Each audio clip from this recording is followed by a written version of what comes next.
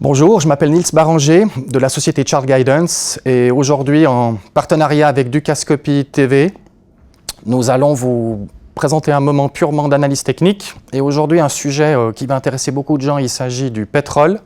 Avec un aspect très intéressant, nous allons nous intéresser à la société d'aluminium américaine qui s'appelle Alcoa.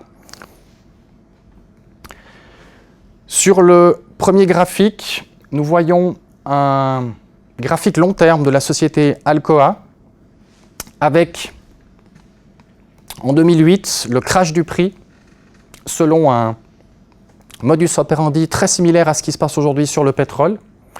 Ce qui fait venir directement à la conclusion finale, comme vous le voyez avec la flèche orange, c'est que le pétrole en fait est en train de suivre un comportement de prix assez similaire à ce que Alcoa a fait.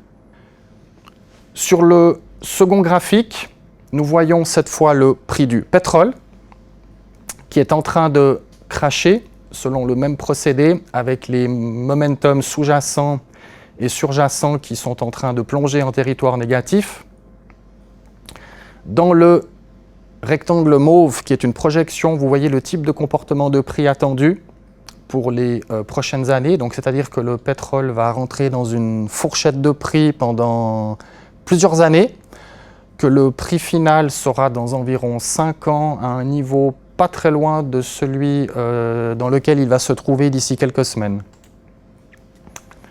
Sur le graphique suivant, nous retrouvons Alcoa, où nous voyons sur l'indicateur du bas, nous avons eu le signal de vente en 2008 et le signal d'achat qui est intervenu seulement 5 ans après. Nous allons avoir à peu près le même genre de comportement sur le pétrole.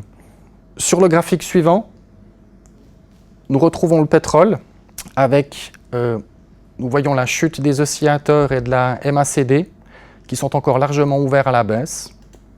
Sur le cinquième slide, nous retrouvons Alcoa avec les grands signaux majeurs, donc les tendances séculaires. Nous voyons typiquement le top séculaire ici, donc de 2000, et puis le plancher séculaire, le signal d'achat finalement qui a été donné l'année dernière.